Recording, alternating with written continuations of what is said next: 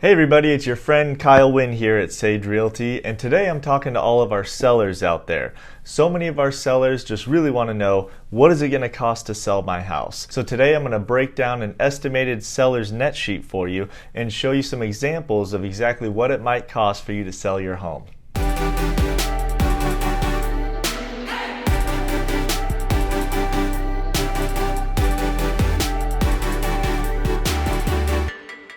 Thanks so much for stopping by and checking out this video. I'm really excited to share some of this information with you.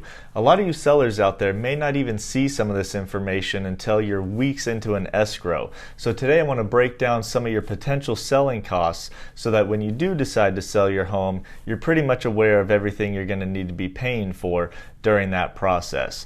So many of our first-time seller clients have this misconception that maybe all they need to do is pay for a realtor to market their property and get it sold quickly and for top dollar and all that fun stuff, and maybe pay off a mortgage, and then the rest of the proceeds are going to go straight in their pocket.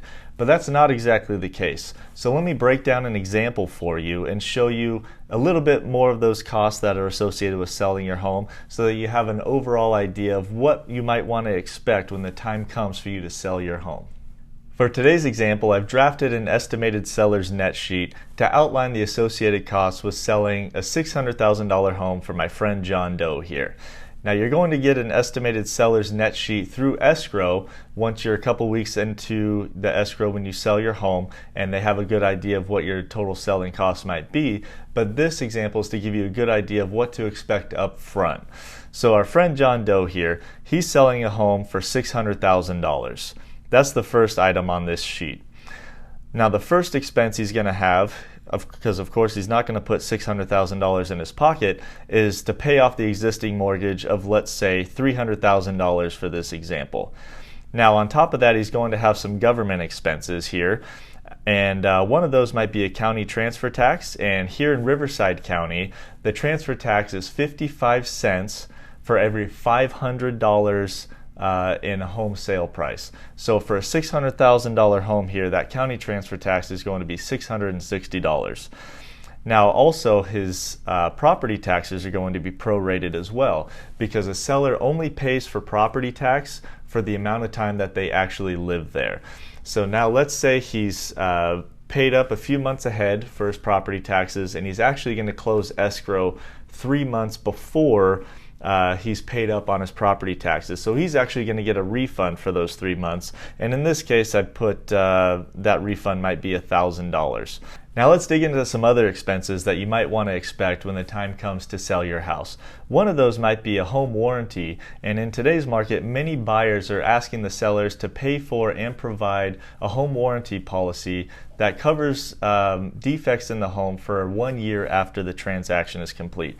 Now for this house, this $600,000 house being sold by John Doe, that might be about $550, but the cost of these policies can vary greatly depending on exactly what's covered, like maybe an air conditioning, a swimming pool, and other things like that. In addition to that, this seller is going to have to pay for title insurance, and in this case that might be just over $1,700 for this $600,000 house.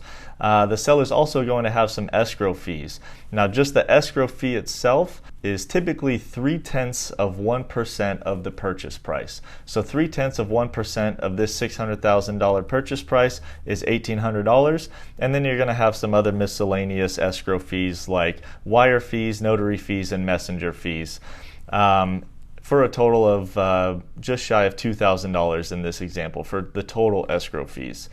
Now you might also need to pay for a natural hazard disclosure report.